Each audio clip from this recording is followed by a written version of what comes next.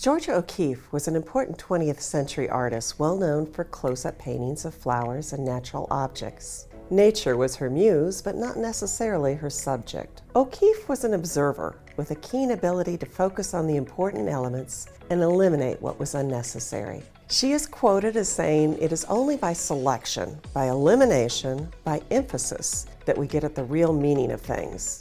Now we can turn that into an acronym. Select, eliminate, emphasize equals see. Had O'Keeffe been painting today, her work may have been associated with mindfulness, which is, in very simplified terms, being fully present in the moment. As a practice, it encourages paying close attention to what is happening in the present and eliminating unnecessary distractions. Selecting what is important, eliminating what isn't, and emphasizing what is special, intriguing, or beautiful. Seeing like O'Keeffe. This project was designed to sharpen observation skills and dive into the essence of a subject. Well, let's start by selecting a subject, shall we? Preferably one that you already have a connection to, something you like or know very well. Examples might be a backpack, a shoe, or maybe a favorite food item. Dimensional items are best. They just have more surfaces to approach. I'm going to take a cue from Georgia O'Keeffe and explore the aspects of a plant. Now, get to know your subject by studying it very closely. To do this, you'll need to eliminate the things that are not important. This is a view catcher. A view catcher is a very handy tool exactly for this purpose. You can move the side of it, and so instead of trying to draw the entire plant, you can just simplify and focus on one area at a time.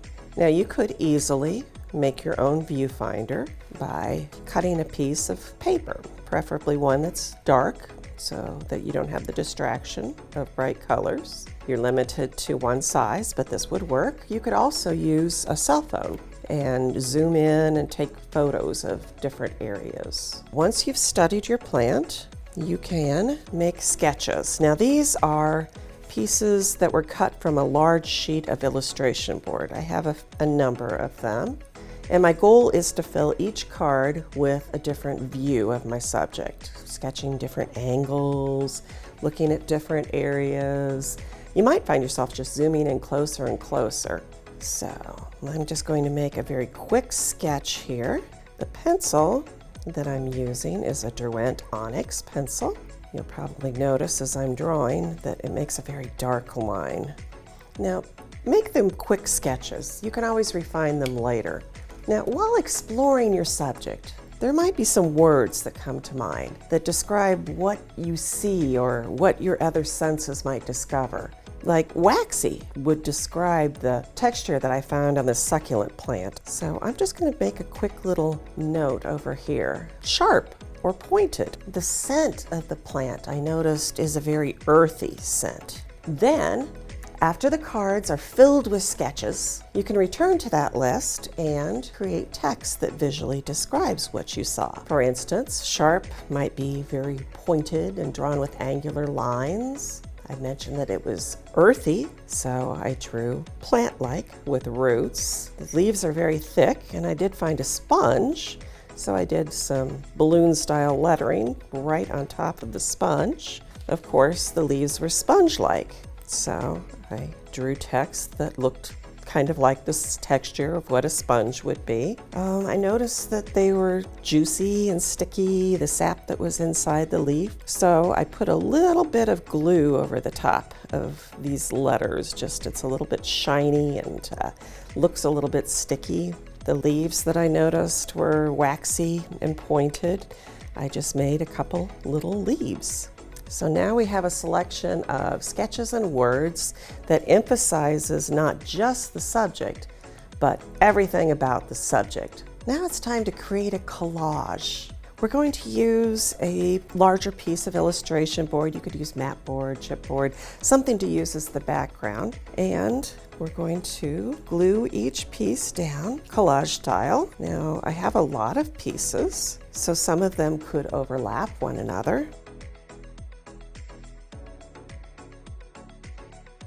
Now, for further emphasis, we could also select some collage elements to add that would describe more about the subject.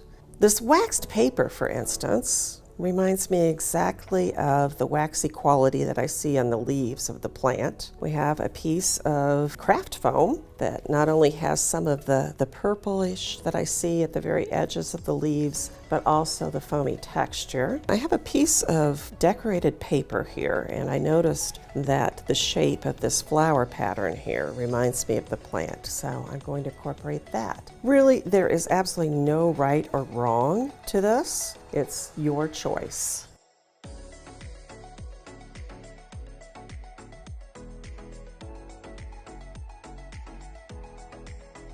So, with this collage, I have selected my subject, eliminated distractions, and emphasized the way the subject looks and feels. I can say that I truly see this plant. Or, as Georgia O'Keeffe said, to see takes time, like to have a friend takes time.